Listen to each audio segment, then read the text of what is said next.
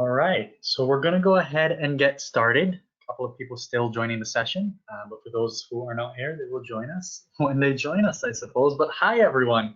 I hope you're all doing well. This is a very exciting webinar we have happening now. We have well over 100 nonprofits registered for the session. So the first thing I want to do is just start off by thanking you all for joining in. I really appreciate your time. My name is Liam Moore. I'm the Director of Partner Development at CrowdChange. If you pick up a bit of an accent here, no, I'm not Irish. I'm actually originally from Barbados. But I spent my life working with nonprofits all over the world, from assisting with community development projects in the favelas of Brazil to now supporting charities from all different regions in their online fundraising efforts with CrowdChange. Speaking of which, I can see that we have a number of CrowdChange partners on the session, so welcome to you all. But there are a few of you who are not using the system. So the first thing that I want to make very, very clear is that although I may be bringing up a few examples of fundraisers we've seen on our platform, this is not a CrowdChange sales pitch, I promise. Now, if you're not familiar with CrowdChange, we are an online fundraising platform and partner. We work closely with nonprofits in all different countries and sectors, as I mentioned, to help bolster their online fundraising presence, campaigns, and events. Now, because of our position in the space, we were on the ground working with all of our partners when the pandemic came along to help them transition and quickly adapt to, I guess, what is now this new normal of socially distant fundraising. Now, being in the online fundraising space, we have extensive experience working with virtual events and campaigns. However, COVID-19 has brought about new logistical challenges and essentially turned fundraising on its head. So throughout the process of transitioning live events to virtual events and helping organizations adapt to this new reality, we've learned a ton with regards to which events produce the best return on investment, which events transition best to the virtual space, and some key tips for executing online events, and a whole lot more. So that's what we're going to be talking about today. We'll be breaking down the top 5 most successful virtual fundraisers from both a logistical perspective and a creative perspective. We'll be looking at why they work, going over some best practices for running them, all the while understanding the position that many of you currently face, whether it be a shortage of resources. I know many of you may be dealing with staffing cuts and live events now having to be transitioned into the virtual realm. We've seen it all. I know it can all be a bit overwhelming. But my aim is to give you some evidence-based ideas and inspiration for making the most out of this new reality.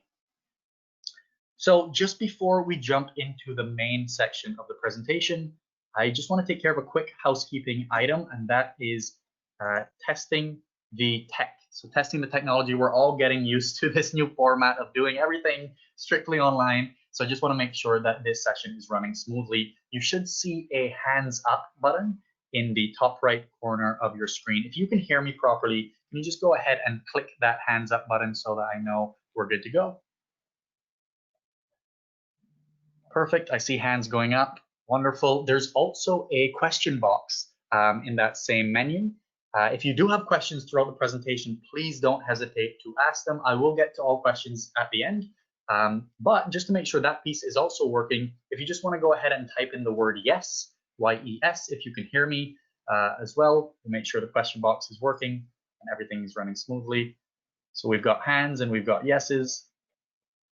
Fantastic. All right.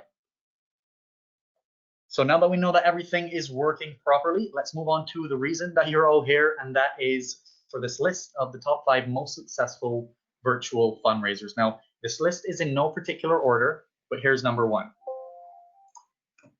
The pivot. So the pivot is in reference to in-person events gone virtual. So otherwise, events that would have been normal events run in a physical setting, now having to be transitioned over into a virtual setting. So this may be a concept that you're very familiar with. I mean, it was probably the first place that your mind went to when you thought online fundraising. One of the biggest shocks and setbacks for charities that COVID-19 brought along was the fact that the major events that they had put countless hours and dollars and just tremendous effort into planning, events like galas and runs, community events, concerts, other major productions, well, those events could no longer happen. Even more shocking is the fact that these events may not look the same as they did in previous years for who knows how long. But the good news is that these events can indeed still happen. They'll just be happening in a different format, right? A virtual format now. And there are countless ways of making that pivot effectively. Some of the pivots we've seen, just to give you a high-level example of what I'm talking about here. So we've seen galas being transformed into just elegant stay-at-home dinners with conference calls hosted by celebrity MCs, food and beverage delivery, fancy dress competitions to give attendees the excuse to dress up. They'll have live chats and more. We've seen 5Ks pivoted to virtual events, virtual runs and fitness challenges, where donors register to complete the challenge or run on their own time, around their own neighborhood, or their favorite trail. Another popular example are seminars, so live seminars that have been transformed or pivoted into online panels run with conference calling so that guests can ask questions and give feedback. Now, here's an actual example I'm about to show you from one of our existing partners. It's an event that was actually run, and it's called the No Masks Required Fundraiser. It was run by the Canadian Charities Hospital Foundation. I do believe we have a few of their representatives on the call, so I thank you. I thank you guys, and also I must give you a shout out because this event was extremely well executed. Basically, what it was is a comedy show that was taking place in the living rooms of whomever was participating. They would watch the comedy show, but the little twist and the special X factor here was that the foundation decided to deliver food and wine to the front door of all of the participants. So participants would essentially buy their tickets, they would put in their information on the checkout page, and they would receive obviously the link for the event and also the food delivery. And just another point about virtual events and another positive is that you now have this more dynamic way of collecting more information to better steward your donors moving forward. So this is all information that can be used time and time again. So creatively speaking, if you've planned a live event, there's more than likely a way to pivot that event to a virtual format. Your job now is to assess the logistics to see if it would be feasible to do so. And in that assessment, here are some things to consider. These are reasons why this type of event is so powerful.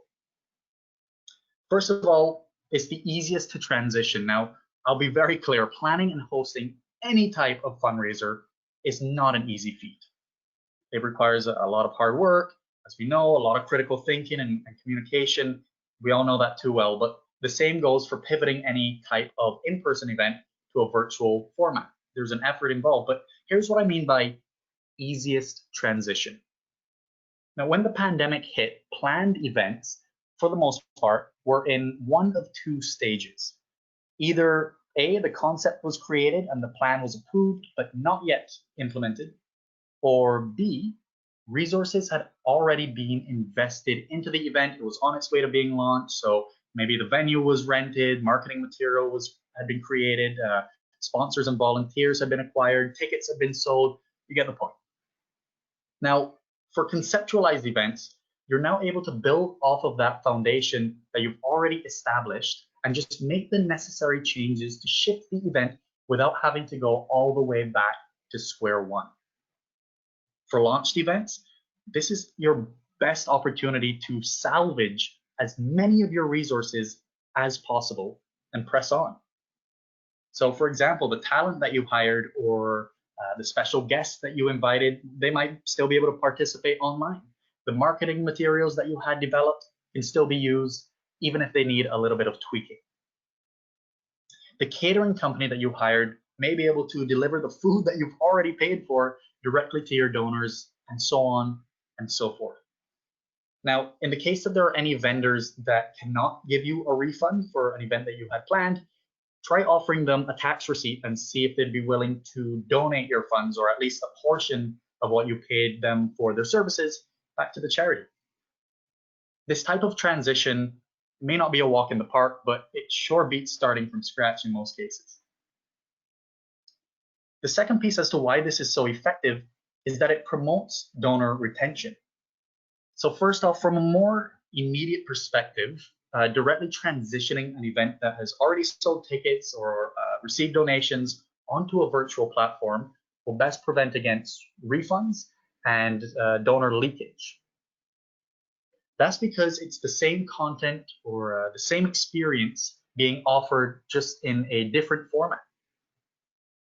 To put a positive spin on it, it gives you an opportunity to offer your longtime supporters a unique, most likely first-time experience of something new, a virtual campaign. So if you've had the same campaign, it's an annual campaign, you've had it for the last 10 years, this is something that is of course different, but that difference might be a positive, where it's something new, it's more exciting, and it's a bit more special just because it's on a different format. This can be exciting to existing or long-term supporters if it's positioned and planned correctly. Now, for example, and this is speaking from experience, if you've sold tickets for, let's say, a comedy show, just like the example that we just looked at, donors are more likely to attend the event and let your organization keep their payment if you simply move that comedy show to an online format instead of changing the event completely or canceling it altogether. If you change the event content, you risk losing a percentage of donors who may no longer be interested in whatever new content it is that you're offering. And if you cancel, then there's nothing in it for them at all. Additionally, most people wouldn't really have the guts to turn to a charity and say, hey, give me my money back, or ask for a refund on their donation. So just don't give them a reason to ask. Secondly, and this is from a wider perspective, consistency is key to maintaining long-term donor retention. Now, this number, the number I'm about to quote, it obviously changes quite a bit from organization to organization, but generally speaking, the average donor retention rate in the industry is around 50%, 50%. So that means that for every, if my math is correct, that means that for every 1,000 donors this year, any given organization will see 500 of those donors again next year. And in 5 years, they'll only see 63 of those original donors. Now, while new donor conversion is always at the top of the mind, and it's always what we're looking towards, donor retention is equally, if not more important. So if you have an annual signature event coming up, consider pivoting it instead of canceling, as that event might be the only time that certain donors engage with your organization throughout the year. So carrying on that event, even if it's now online and it looks quite a bit different, it's the best way to remain top of mind and keep those donors from dropping off. And the last point here is that it's cost effective. So as we begin to transition our events online, there's the obvious elephant in the room that we may not be initially seeing the same amount of dollars raised as we would have in years gone by. That's no secret. However, the silver lining to that cloud is that virtual campaigns provide you with the opportunity to potentially significantly reduce your costs. Running a virtual event, although it's still resource intensive, will not cost the same as running a live event where you're paying for a venue, you're hiring an army of staff, and you've got lighting setups and sound setups and all of those operational costs that come with running an in-person event. We actually spoke with an organization last week. They mentioned to us that it usually costs them around $800,000 to set up and host a gala that brings in around 1.8 million in donations. So let me break it down this way. Even if that organization were to spend a generous $200,000 on a just spectacular digital event and just top of the line everything, they would only need to raise 2/3 of their usual amount to see the same net result. They'll be able to cut their operating budget significantly, and those savings go directly to the bottom line. meaning that they no longer have to raise this or attract the same number of attendees to raise the net $1 million that they typically raise. In fact, this may put them in a position to be ahead of where they were last year. Now, there are many ways we can use this opportunity to cut costs and still have a big impact. For example, I know that we have a number of national organizations on the session with different branches and chapters across the country who run, or really international chapters as well across the world, but all of the chapters run similar events, right? So for example, an organization might have a Toronto chapter that hosts an annual gala, and then they've got a chapter in Vancouver and in Calgary that all host the same type of gala. And yes, if you couldn't tell, we are headquartered in Canada, so excuse the Canadian reference there. But the point being, instead of having 3 different galas in 3 different locations with 3 B-level talents joining in, consider combining them into one virtual national gala with one A-level talent headlining. So now you've got, let's see, the same amount of attendees, if not more, because you have a wider reach. You've got better talent. You've spent significantly less than usual. And at the end of the day, you're set up for success, maybe even more so than in previous years. So that's why this type of campaign is so effective. But let's look at some best practices for running it. So first of all, ensure buy-in from key players. Before deciding to pivot your event, please make sure that your sponsors, your major donors, and your board are satisfied with your new strategy. So for example, will your sponsors be okay with a digital banner now on your event website or a live stream instead of physical banners at the event, or let's say branded booths? If you're doing food and beverage delivery, would your sponsors consider sponsoring that service instead? Refrain from moving forward until you know that you have full support from your key players. The second point here is to preserve community connection. Now, I think we all know this. One of the key drivers of donor participation for events is the social aspect of it, right? Like, I would go to a gala to mingle with like-minded people or people in the industry and meet new people, but without that face-to-face interaction, which is extremely rare nowadays, your challenge is to preserve that connection in a virtual setting. One of the best and most popular ways of doing so is to host a video call for the event so that guests can see each other, they can interact, they can chat. To put this in a more, or to talk about this on a more granular level as well, if you're hosting a larger event, it is best to break up guests into smaller teams, or perhaps you could call it tables, as if at a gala, and then have smaller video calls for those smaller groups. Just again, speaking from experience, if you have everyone in a large event on the same call, it can get a bit confusing. Not everyone has a chance to speak. So it's just better to kind of categorize and break them up. Now, if you can't host a video call, maybe consider having your supporters take videos of themselves participating in the event and ask them to share their videos or post them to your social media accounts, or use an event hashtag so that there is still a sense of community participation. I can look at someone else's video and say, wow, you know, someone else is attending the same event. They're doing it a bit differently from me. This is pretty cool, and it's exciting, and there's positive peer pressure involved in that as well. The last point here is to make it an event to remember. Another key factor for event participation is exactly that. Donors get to participate in an event.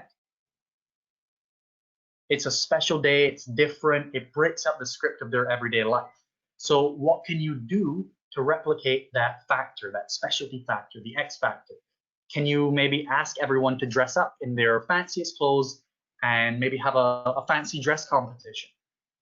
In the example we looked at before, if I go back up here, the foundation, again, they decided to deliver food and wine to the participants just to give it more of that event-like atmosphere. Think about steps that you can take to make the event more memorable and create a connection between the participant, the community, the event, and the cause. And in doing so, always remember to consider the value of that extra effort and the extra resources that you'll be putting into the event, and just make sure it's worth it for your organization.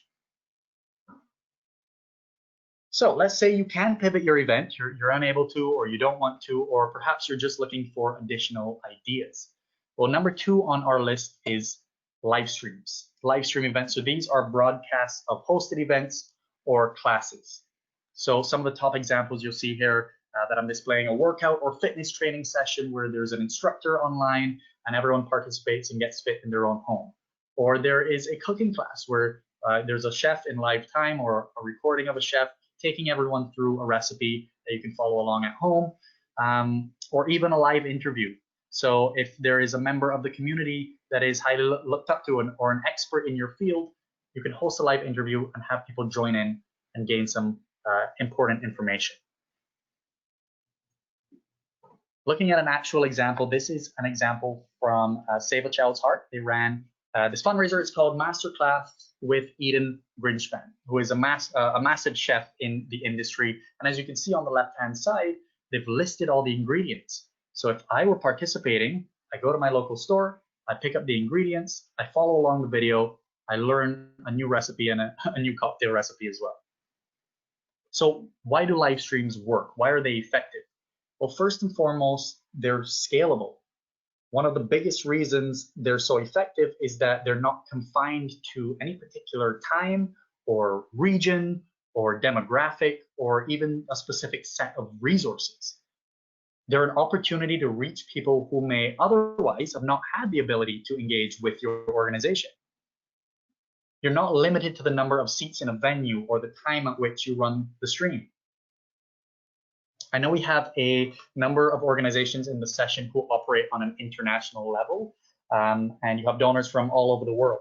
So with a live stream, what happens is you can have your donors from Calgary, Canada, watching the same stream as your donors in Sydney, Australia, albeit it may be an 8 p.m. dinner event for your Calgary donors and a midday lunch event for the supporters in Sydney.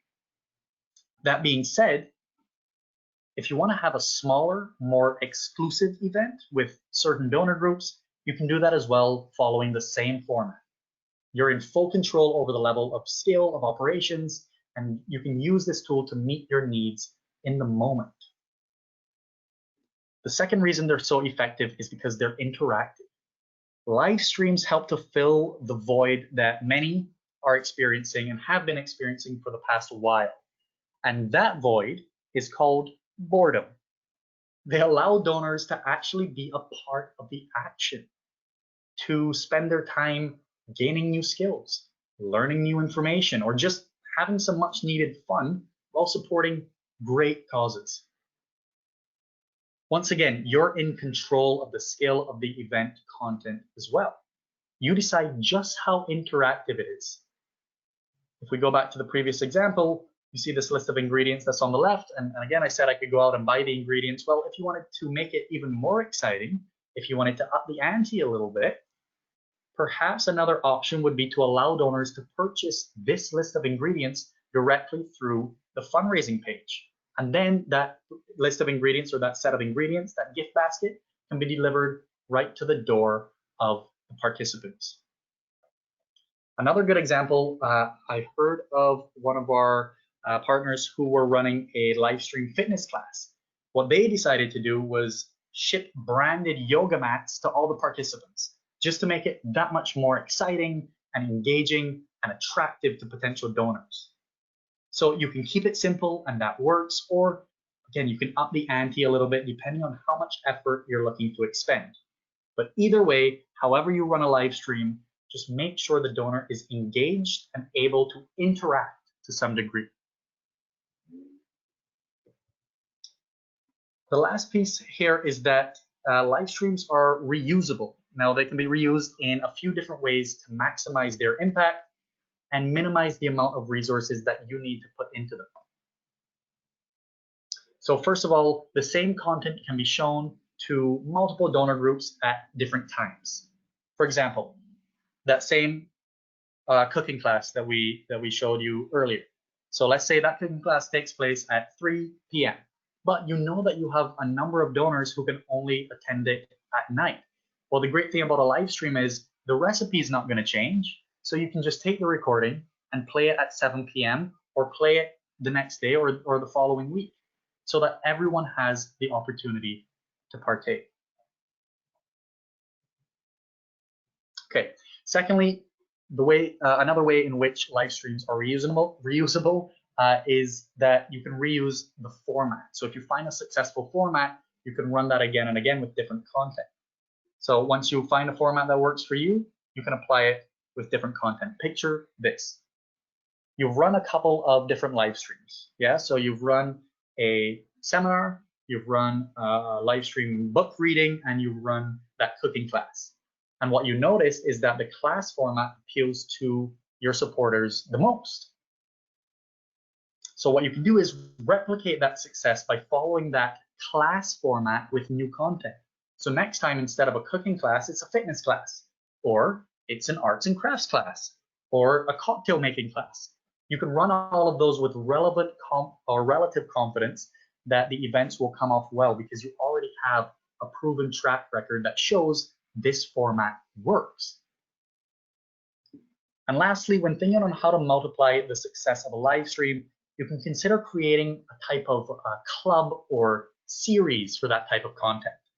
So if your donors like your book reading live stream, you can make it a weekly event where donors can register per event, or maybe they buy a pass, and that gives them access to every book reading for this whole semester. And that's one example. One of the biggest problems I know that many of you are facing working from home is trying to keep the house quiet, or you have kids running around. So a weekly book reading event might solve your problem. And that's exactly it. You're looking for content that appeals to your donors and solves a problem. Another idea along that club or series line is if an interview went off well with your donors, that can now be a monthly series where once a month you have various guests who are invited to be interviewed. They come on, and your donor base and your supporters can engage with that person on a monthly basis. Now, when it comes to live streams, your biggest limitation is your creativity, because there's just so much that can be done to bring the live stream to life. Now let's look at some best practices for running a live stream. Now for simplicity's sake, I've broken this up into two sections: best practices before the live stream, and then best practices during the live stream when it's actually happening. So before you run a live stream, consider your target audience. Your target audience doesn't just dictate your content, the content that you'll be showing. You obviously want to show something that's relevant and interesting to that base or that audience, but it also dictates what channels you use to both advertise and run your live stream. So think about where your supporters are already consuming content and where they are not. As one example, I know that only about 8% of people over the age of 65 use Instagram. So if you're looking for a younger audience, maybe use Instagram to advertise the event. Another example I know, and I'm sure that we've all been on one of those conference calls where there's one person that can't find the mute button, and there's another few people who can't sign in. So think of your audience and think of their familiarity with these types of programs. You want to make it as simple for them as possible. So instead of having a conference call, maybe consider setting up a straightforward YouTube link, because that would be a better idea and would work better for them. The next piece here is to connect with relevant experts and influencers. This is another factor that's influenced by your target audience as well. Now, having the right influencers or experts join in on your stream is a unique and powerful way, and it's a unique and powerful draw factor to stimulate interest in your event. Simply put, think about who your consumers care about. Who would get them excited about seeing? Who would they want to be, calling cousins and friends and saying, hey, you got to hop on this call because this really interesting person is going to be on. Then once you figured out the who, think about the what. In what capacity can you have this person or these people join you? Will they be the center of the show, the life of the party? Will they be hosting the event themselves? Will you be interviewing them? Or maybe they're just giving a little introduction at the beginning. So remember to ask, what would your donors like to see from this special guest? Within reason, of course. And now when reaching out to influencers and experts, just be realistic. Try to leverage current connections and find the best fit. So we've taken care of what we should do before the live stream. Now the live stream has started. You've interested lots of people to join your stream. They've paid for their registration. The stream has begun. You have a captive audience. Now you've got to keep them engaged. Your content will be the primary way of doing that, of course. That interesting content is going to keep them on the line, but there's more that you can do as well. One of the trending key ways to stimulate interaction and keep donors interested in what's happening is to offer lifetime donation incentives. So allowing supporters to influence what's happening on the screen when they make a donation during the event. For example, if you're hosting an interview, let's say a $10 live donation will allow a donor to ask a personalized question to the host that you're interviewing. Or a donation during a live book reading will allow the donor to become a character in the story or influence the plot in some way. The last part of this point is to remember to thank donors throughout the stream. It's a rare occasion that you have here where you're going to be able to speak directly to your donors. So take this opportunity to tell them how much you appreciate their time and thank them for their support. Maybe you can even give a shout out to people who donate over a specific threshold. Now, not only is that donor getting the recognition for making that donation, but when people see that, oh, these donations are being made and this person is getting a shout out, I want to shout out as well. It creates positive peer pressure that will encourage others to continue donating. The last point here is just to keep up the quality. Now, not only in terms of the content, again, I keep referencing you want to have high quality content, but put a lot of thought towards the actual literal quality of your stream. Now, for best results, pre-record as much as possible. I will repeat that for the people in the back. Pre-record as much as possible. Just because the word live is in the name live stream doesn't mean you have to stream the whole event in live time. That can actually be quite dangerous. Pre-recording the content will ensure that you have the best quality possible. People have a very low tolerance for a poor quality stream. In fact, I came across a recent study conducted by Phoenix. Not sure if anyone is familiar with Phoenix, but they are the leading real-time video solutions provider. They're used by some of the biggest companies in the world. They conducted a study that notes that after only 90 seconds of a splotchy or broken stream, you're going to start losing people. I'll put it this way. Think about this. Right now, on this webinar, if my connection were to start breaking up, how long would you stick around before either trying to refresh or just leaving? So if you do need to stream in live time, make sure you use a high quality recording device, first of all. Make sure your internet connection is rock solid and there are not going to be any breaks throughout the session. And lastly, have a backup stream or a person standing by in case you need to carry on the show in the case that something goes wrong. The best advice I can give you is just to try to work with someone who has proper experience running live streams, because they're not always as easy and seamless as they may seem. So do what you can to keep that quality high. The last point I'll make about live streams before we move on is that they're not just a standalone event, but they're also a great secondary addition to another campaign.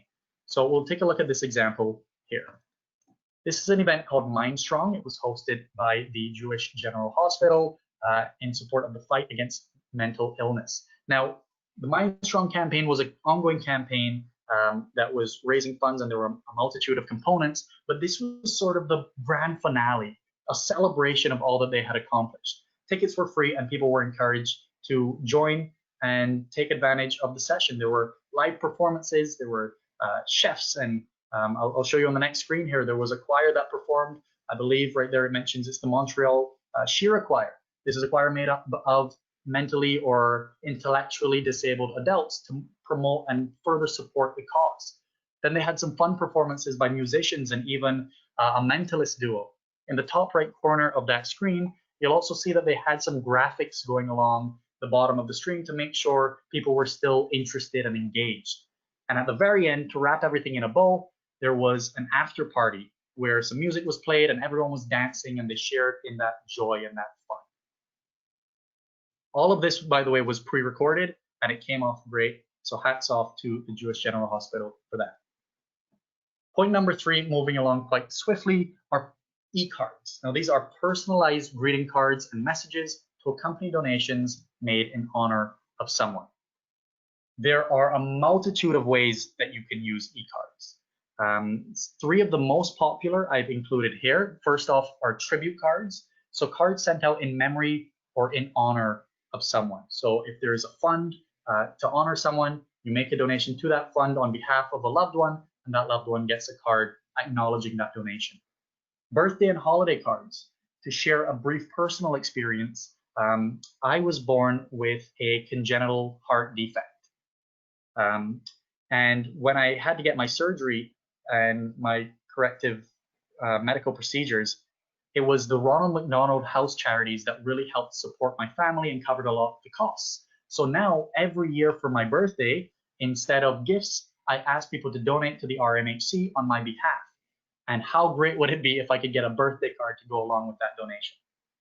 The last example here is an e-card store. So offering a multitude of cards, from birthday cards to sympathy cards to get well soon cards, just so donors can support you and still receive that extra something in return. And here's a quick example, again, from the Jewish General Hospital. They have a memorial fund fundraiser set up, and they've empowered supporters to go on and create their own memorial funds in honor and in memory of their loved ones. So if you were to click into someone's personal fund, you could make a donation to the fund. The card then gets sent out to a loved one. And this is kind of an idea of what the card would look like. And it's just that extra value add and that extra piece to go along with a donation. And that's exactly why this type of campaign is so effective. These e-cards are more than just a donation. Now, not only are they more than a donation in an emotional sense, where there's a significant sentimental attachment to the contribution, but they also are a way to give something tangible back to the donor. It's important to remember that in the nonprofit space, you're not just competing with other nonprofits. You're up against retailers and stores where when people give money, they get something in return.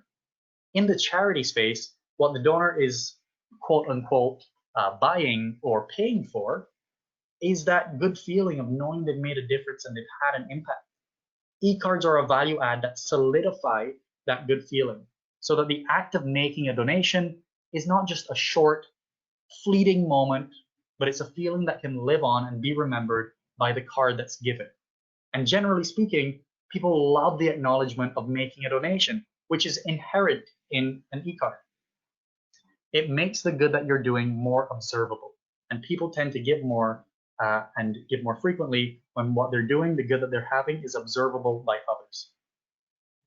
The second reason this is so effective is it requires minimal resources. Now, as I mentioned before, there is no easy way to run a fundraiser or a campaign. They all take effort. But an e-card or a tribute card campaign is definitely a low effort, potentially high reward option to kickstart giving. It's a great addition to the arsenal of fundraisers that I'm sure you're all running. Now, as always, there's a good amount of planning and communication involved here.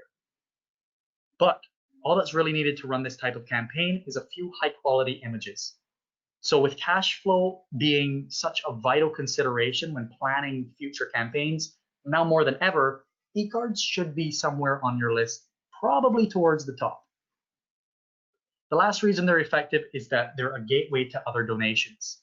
Empowering donors, giving them the ability to create their own tribute funds in particular, creates a strong emotional connection between your organization and your supporters. And that connection can lead to new funds being created, recurring donations, and even legacy or planned giving. Now, some best practices for this type of campaign, as I alluded to there, empower your supporters. Okay, allow them to create their own funds on behalf of the people that they know. It makes it more personable. Not only does it create a stronger connection between them and you, and it also helps obviously raise awareness and raise more funds for your organization. But when your supporters are empowered and they're actually fundraising on your behalf, your staff can focus on other areas or other campaigns. They're not tied up with this because the majority of donations are being taken care of by your supporters. If you are going to start a fund on behalf of your organization, your foundation, make sure to tell a story and make sure there's a story behind it. You know, why was this fund created and not a different fund? How can donors relate to this message emotionally? Consider branding the fund so that it's easily recognizable. Like, an example is the Never Forget Fund, or maybe you call it the Forever Fund. If the fund has been created on behalf of a member of your community, be sensitive in how you communicate their story, but do communicate it to donors to give them an insight into what this person was like. They're contributing to a fund. What is the story behind this fund? Who is this fund on behalf of, and who was this person? That the style and the tone of your messaging is the key to making sure that the human element of this campaign really just shines through. The last best practice here is to keep an eye on the calendar. There should always be a reason behind an e-card campaign, so it's really important to keep tabs on relevant upcoming events like religious holidays perhaps, or death anniversaries of a significant member of the community, other important dates like that. It's also important to be aware of significant social or world events that would warrant this type of campaign. For example, out of all the negative and the negativity that we're still dealing with that's come from COVID-19, one positive is that we've seen communities unite in support of hospitals and hospital foundations with thousands and thousands of funds and fundraisers being started for the cause. That type of event, that type of world happening, that would merit this type of campaign. Moving on to number 4 on our list is online games tournaments. So online competitions where donors get to face off against each other and just have a lot of fun. The most common example that you'll see in the charity space is a poker tournament or a virtual poker tournament in this case, but there are other examples as well. Virtual bingo we've seen, virtual backgammon. My mother during the lockdown has recently gotten into virtual bridge and she plays that with her group of friends online. Under this category are also online raffles and 50-50s. Again, I know a lot of hospital foundations on this call that may be familiar with that type of event. Now let's look at a real example. This was, again, the Shirzadek Hospital Foundation, again, with a wonderful event, a poker tournament where guests would register for the tournament, and then once they were in, the program was set up where donors could chat back and forth, they could play against each other, they could size up opponents, and just have a great time in this tournament. Now, the reason this type of fundraiser is so effective, first of all, it's interactive. Similar to live streams, online games are centered around interactivity. This type of campaign is fun for donors to be a part of, to play, to compete, and to have fun for a great cause. They're also highly social, unless you're playing solitary, in which case I don't think that would make for a very good fundraiser. I'd advise against that one. But for the rest of the games, the best part about playing them is, you know, even if you don't know who you're playing against, you're sizing up your opponent, and there's some banter going back and forth, and it's just fun, it's a good time, and it's attractive. And the last piece there is that it attracts new donors. You're not trying to sell and create demand for a new event or campaign. You're simply tapping into a pre-existing market that's proven to be successful. In fact, the global market size of these types of online games is in the neighborhood of $50 billion US. So running online games tournaments as a fundraiser builds a bridge between that market and your organization so that people who are already investing in those games can now pivot their investments into donations. You're not fitting a square peg into a round hole. This is something that you're just taking advantage of that already has a track record. Now, these new donors, these new players, they become exposed to your brand, they become exposed to your messaging and your cause, and you'll create the opportunity to keep them around well past the fundraiser.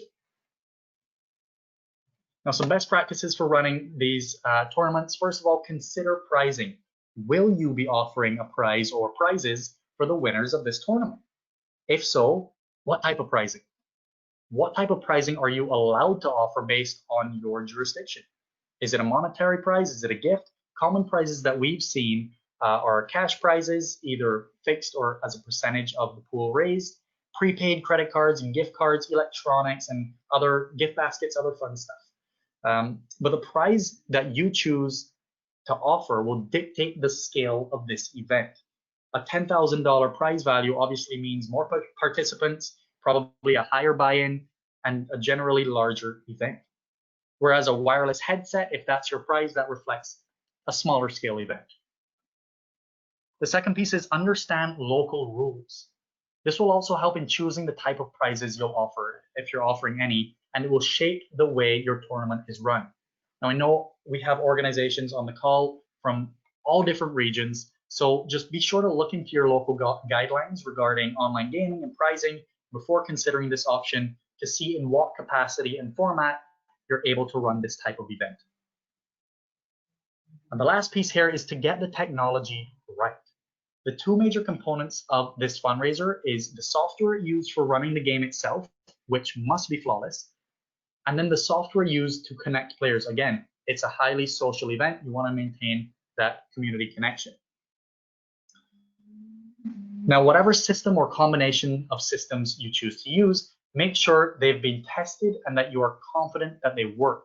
Speaking from experience and sharing some of our learnings, we recently launched an online poker fundraiser functionality. And as you can imagine, it took extensive testing before it was launched. I'll tell a short story just to demonstrate my point. At one point during our search for the perfect poker platform, we found a system that allowed for video conferencing and gameplay at the same time. So that's perfect, right? Well, not exactly. The video would sometimes have a delay, or the video conferencing system would be delayed, which would make parts of the game more confusing. The video aspect would also affect the gameplay, because if your video lagged, so would the game, and it was just a bad experience. So make sure you are 100% confident in the game system you're using. We also learned that no matter what system you end up using, there will be a learning curve until users become familiar with it. They've played a couple rounds and they know what they're doing. So make sure you fully understand the technology and are able to troubleshoot and answer questions. And to wrap up, number 5, a donation matching campaign where sponsors and major donors pledge to match other donations for greater impact. Now, this type of campaign is extremely effective under regular circumstances, but even more so today when the average donor just feels a little bit more hopeless, a little bit more powerless than usual. And so a matching campaign is a way of giving supporters the ability to amplify their impact and allow them to feel like they're doing more good with what they have. Here's an example of an international campaign currently running by Tel Aviv University. On their page, they've shown an informational video here to reinforce the cause. They're allowing donors to make a donation or even create a personal page to accept donations. And every donation that is made is automatically matched. And that match is publicly displayed so that the donor knows the impact that they have had, or the donation that they've made has indeed been amplified, doubled in this case. In other words, show your donors that their money or their donations are actually being multiplied. So why is this campaign so effective? Well, people give more when their donations are matched, plain and simple. In a recently published study that accumulated data from over 10,000 charities that ran matching campaigns, 84% of people, 84%, said that they were more likely to give to a nonprofit appeal solely based on the fact that there was a matching offer involved. Not only were these people more likely to give in the first place, but they were also more likely to give more. Of those respondents, over 1/3 said that they gave a larger gift because of the matching component. So the net result of hosting a matching campaign for these charities involved in this study was a revenue increase that ranged between 51% and 120%. All this to say, matching campaigns are extremely effective at increasing the number of gifts made and also impacts the average dollar value of each gift. The second piece here is that it empowers major donors. Now remember, donation matching is a two-way tango, meaning that your sponsors and major donors who are funding the campaign are also amplifying their impact. Their funds are also being matched by other donors. That gives them more of a reason to get involved. And that empowerment helps to strengthen their relationship with your organization. So remember to communicate that clearly when reaching out to them. Hey, Mr. Sponsor, you know, your $20,000 donation is going to go twice as far this time because of this campaign. The last piece here is that this event engages your current donor base. Everyone is looking for a way to help at the moment, but with so much happening at the same time, people struggle to figure out exactly how to do that and where to do that and where to put their time and resources. Now more than ever, you'll have your donors' attention and their willingness to take action. Take this opportunity to leverage your relationships with your current donor base and provide them with a meaningful way to help. And the best practices for running this type of campaign, number one, manage your multiplier. According to the same study that I just mentioned, the ideal matching ratio seems to be a 1-to-1 ratio. So for every dollar that's given, it's matched by another $1. That being said, offering a 3-time or 4-time or 5-time multiplier on donations may seem more exciting and it sounds like it'd be more impactful, but actually you might be throwing away or poorly allocating resources because donor interest seems to cap out at that 2-time multiplier. So please keep that in mind when planning your campaign. It also creates a sense of urgency. Now, in your best practices, you create a sense of urgency, and your campaign will do the same. So give your donors a reason to act now. Adding a limit on your campaign, specifically a time limit, is the best way to prevent against second guessing and postpone donations, which we all know are not donations at all. If someone says they'll get back to you, they're not getting back to you. So we never want a donor to think, oh, you know what, I'll do this later. They more than likely won't. So saying something along the lines of, you know, donations will only be matched for the next 5 days, or even calling your campaign the week of matching, that creates that sense of urgency where a donor feels excited to participate in this exclusive campaign. Creating a sense of urgency makes you a priority. It is in some ways the charitable giving version of a limited time sale. And no one wants to pass up a good sale, right? So if you see a flood of donations coming in on the 7th day of your week-long matching campaign, you don't want to miss out on any other donations, but you promised that your campaign would stop on the 7th day, you're in full control. You can always extend the timeline. You can always keep the campaign open for a little while longer. And the very last thing that I'll mention is market the matching. Proper donor communication is, of course, a general best practice, but it's especially applicable today when the common stance is to think donors are probably being inundated with messaging from all sorts of companies, so I'm not going to reach out to them because I don't want them to get annoyed with me. And it's true, and I'm sure you have as well. I personally received emails from my grocery store. I've never received an email from them. I've received emails from my old high school. So donors are receiving more communication than usual, but there's actually a significant cost to you for staying silent.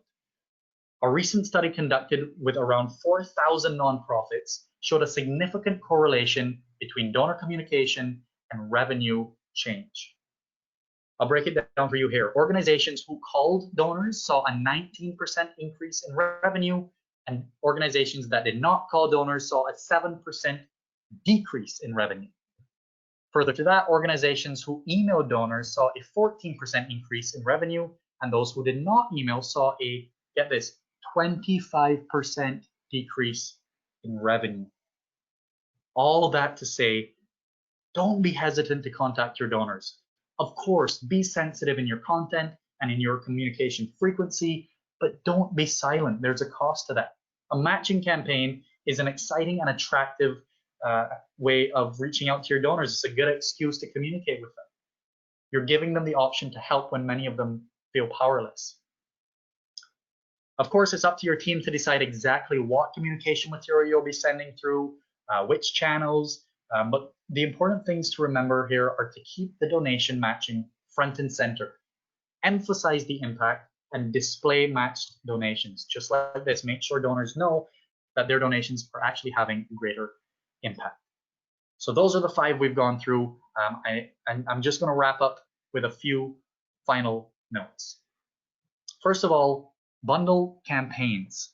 Every campaign that I've mentioned in this webinar would be a great standalone project, but they also work very well together, as was shown in a couple of those examples. So if you are having a live stream, maybe your donation matching is only live for the duration of the live stream.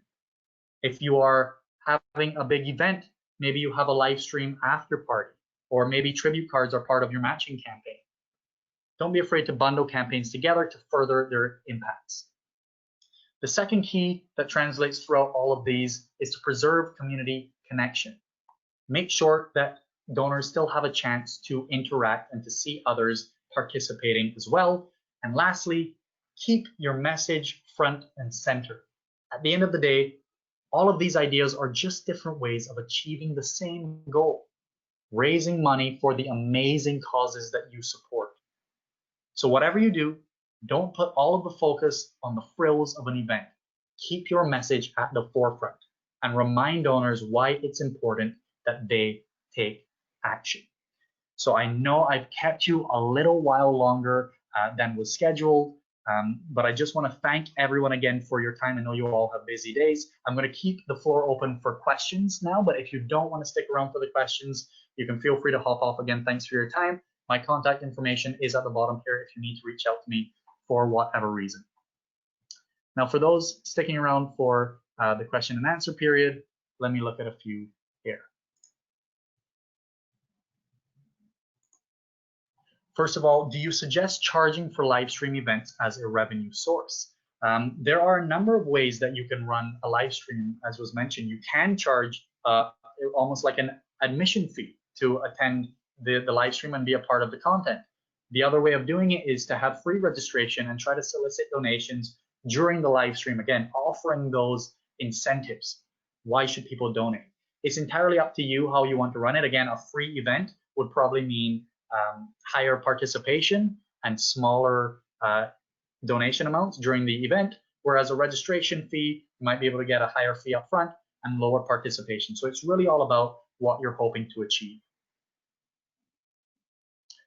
For the virtual fundraising events, what is the ideal length of time? So I'm assuming that this is in reference to kind of pivoting events onto a virtual platform and the length of time that the event is live. Again, totally up to you. It depends. What type of event are you hosting? Is it a one-off single day event? Is it an ongoing campaign? Best practice is always to leave a fundraising portal open well past the end date of your campaign, maybe a week, maybe 2 weeks, just to allow additional donations to trickle in and get the most out of that single event.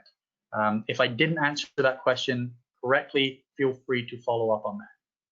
Will the recording be posted somewhere we can access? I will send a version, a recording version of this session to everyone after the call. So don't worry about that. You'll always be able to reference it later. And lastly, one more question that's come in. What channel would you recommend for live streams? Once again, consider your target audience. I'll go back to that. Where is your target audience already consuming content? And what type of event are you looking to host? A more interactive event means maybe hosting a conference call to allow people to interact with each other, whereas if you're just displaying content, a YouTube link or a Vimeo link, or the event that I showed earlier, the Mind Strong Party Chez Vous, that was held through Facebook Live. So again, if you have a younger audience, Instagram Live is a great idea. If that's something you're familiar with, middle-aged or an older audience, Facebook Live is another option. But whatever you do, keep it simple and easily accessible to your target audience. I believe those are all of the questions, unless anyone has any final comments or words they'd like to share. Again, I'll be sending this recording out to everyone. But if there are no more questions, I'll wrap it up here. Thank you so much for your time. It's been a pleasure.